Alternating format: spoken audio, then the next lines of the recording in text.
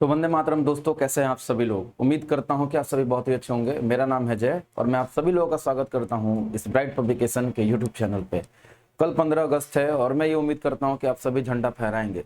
लेकिन ये देशभक्ति सिर्फ एक दिन के लिए ही क्यों? मतलब देशभक्ति कल को झंडा सब लोग फहराएंगे, फिर वही झंडा आपको कचरे के डब्बे में मिलेगा है। तो झंडा भी उस मटेरियल से ही बनाया जाए, उस पदार्थ से ही बनाया जाए जो जल्दी डिकम्पोज भी हो जाए, मतलब रोड पे फेंका न रहे, उससे अच्छा है। कागज का बनना ये ज्यादा सही था, लेकिन पॉलिथीन का बनाना ये सब बिल्कुल भी सही नहीं है। बाकी आप अपनी राय कमेंट बॉक्स में बताएं कि झंडा किस मटेरियल का बनना चाहिए। मेरा मानना है कपड़े से बनाइए, घर में लगाइए। 2-4 झंडे लग जाने से क्या आपके घर का जगह कम तो नहीं हो जाएगा। चलिए खैर, अब सभी लोगों का स्वागत है। आइए आप जानते हैं कि यह श्रृंखला जो है ये होमवर्क सीरीज चलाई जा रही है। क्यों चलाई जा रही है? तो ये बिहार दरोगा जो आने वाली वैकेंसी है, आगामी वैकेंसी, उसके लिए। अब सवाल ये उठता है, बहुत लोग कहते हैं कि वैकेंसी आएगी आएगी। अरे भाई आएगी ही, क्योंकि यदि नहीं आना होता तो 2-2 हजार को एक बार में भर्ती नहीं करता, वो 1-1 हजार को करके 3-4 बार में करता, जिससे सरकार की बेइज्जती भी नहीं होती। समझ रहे हैं ना मेरी बात को? नहीं तो अब 4-5 साल यदि नहीं आएगा, आप कहेंगे ना कि वैकेंसी आ ही नहीं रही, आ ही नहीं रही। उससे तो बेहतर था कि 600-600 सीट के लिए ही निकालता रहता, जैसे इन्फोर्समेंट और एक्साइज का आता रहता है। तो अपना खुद का दिमाग लगाएं, वैकेंसी तो आना तय है, एकदम कुछ हो जाए आएगा। 500 आएगा लेकिन आएगा, ये याद रखिएगा। आइए, ये जो सीरीज है मैं आपको ये गारंटी देता हूँ, आप यदि इस चैनल से जुड़े रहेंगे तो आपके लिए बहुत फायदा होगा। आप देखिएगा, आप बहुत बेहतर करेंगे, आप बहुत बेहतर हो जाएंगे पढ़ाई में। चलिए आइए देखिए टॉपिक आज का क्या है। आप जानते हैं कि अभी हम 3 सब्जेक्ट लेके चल रहे हैं, भारतीय भूगोल। प्राचीन भारत अब लेकर के चल रहे थे, लेकिन अब मध्यकालीन भारत में हम लोग आ गए।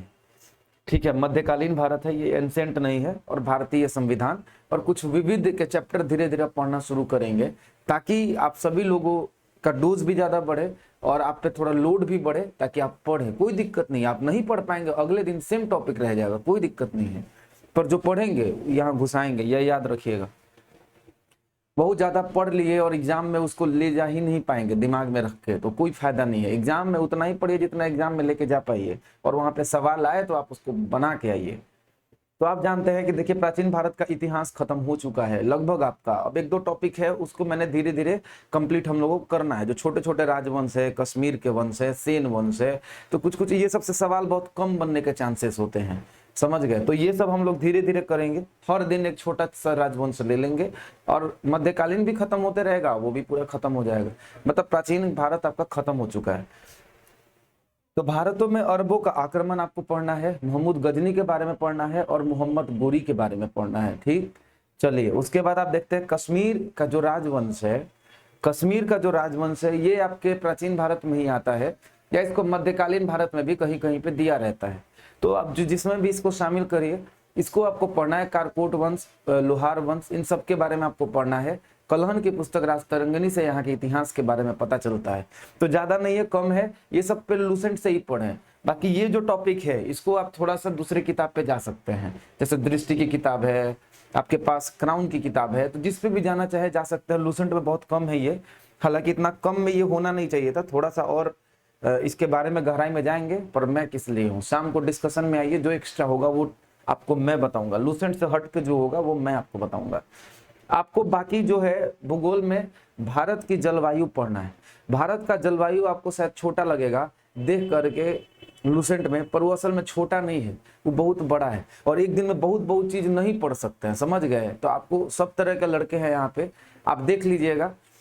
एक ही मैं बार बार बोलता हूँ, धीरे पढ़िए, डेली पढ़िए। आपका सिलेबस मैं आपको बोल रहा हूँ, इतने धीरे से भी चलेंगे तो आप 2 महीने के अंदर खत्म करके देंगे सिलेबस। देखिएगा, अभी 10वें दिन है, प्राचीन भारत खत्म हो गया है। अभी और 5 से 7 दिन और लगेगा, जिसमें आपका पूरा का पूरा मध्यकालीन भारत खत्म हो जाएगा। समझ गए? तो बहुत जल्दी खत्म हो जाएगा, चिंता न करें। मार्च का दिवस आपको याद करना है। याद रखिए, जनवरी फरवरी हम लोगों ने याद कर लिया है, अब मार्च का दिवस याद करना है। दिवस से एक सवाल बनना तय है, चाहे कम से कम प्री परीक्षा में तो एकदम 100% आना ही। मेंस की गारंटी नहीं है, प्री में एकदम 100 नहीं, 1000% चांस है कि यहाँ से एक आएगा। याद रखिएगा। तो मार्च के दिवस राष्ट्रीय और अंतर्राष्ट्रीय, आप जानते होंगे कि 5 सितंबर को हम लोग राष्ट्रीय शिक्षक दिवस के रूप में मनाते हैं। वैसे ही 5 अक्टूबर को हम लोग विश्व शिक्षक दिवस के रूप में मनाते हैं। 12 जनवरी को हम लोग जो है राष्ट्रीय युवा दिवस के रूप में मनाते हैं, जबकि विश्व युवा दिवस जो है 12 अगस्त को मनाते हैं। तो इस तरीके से आपको रिलेट कर करके याद करना है, सिर्फ मार्च का। धीरे धीरे शुरू करिए, धीरे धीरे, जरूरत पड़े तो अगले दिन फिर से तीनों का रिवीजन करेंगे, जनवरी, फरवरी, मार्च का। लेकिन दिमाग में घुसेड़ के रहेंगे, भैया घुसेगा कैसे नहीं, मुंह नोच लेंगे इसका, भाई कैसे नहीं घुसेगा। राजनीति विज्ञान, आइए देखिए इसमें पॉलिटिकल साइंस, राज्यों का पुनर्गठन। इसमें आप पढ़ेंगे कि किस राज्य को आजादी के बाद कितने 14 राज्य थे, 6 को जो थे वो प्रिंसली स्टेट्स बनाए गए थे, बाद में राज्यों का पुनर्गठन किया गया। पुनर्गठन के लिए अलग अलग आयोग बनाया गया, जिसमें लोगों ने कहा कि भाषाई आधार पे बनाया जाए कि नहीं।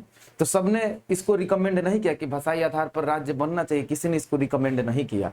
राज्यों को बनाने के लिए क्या प्रक्रिया होनी चाहिए, वो आपकी किताब में यदि नहीं है तो वो मैं आपको शाम को बताऊंगा कि क्या प्रक्रिया होती है लोकसभा राज्यसभा में। और यह राष्ट्रपति की अनुमति से ही डायरेक्ट हो सकता है, और बहुत कम बहुमत पे भी, खाली नॉर्मल बहुमत मिल जाएगा, उसी पे काम किया जा सकता है। तो ये सब आप पढ़ेंगे, आज शाम को बताऊंगा डिस्कशन में। आपका काम है जो आपके लूसेंट में दिया हुआ बस उतना ही रट के आना है। दरोगा डिमांड करता है रटना, वो रटने वाला लड़का खोजता है, तो आपको रटना ही पड़ेगा। याद रखिए, तोता बनना पड़ेगा। यदि नहीं है तो बन जाइए, नहीं तो कहियो दरोगा नहीं बन पाइएगा, समझ गए। तोता बनना पड़ेगा, काहे कि इसको रटना ही खोजता ही है, हमको बनना पड़ेगा रटने वाला।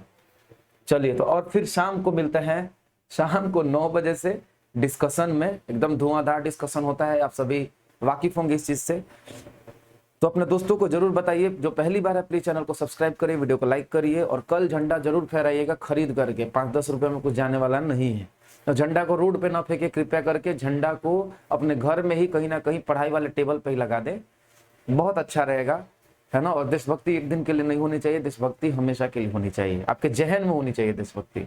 चलिए मिलते हैं हम लोग शाम की कक्षा में, और आप लोग इतना करके कंप्लीट आइए, और शाम को मिलते हैं। तब तक के लिए जय हिंद, जय भारत, वंदे मातरम।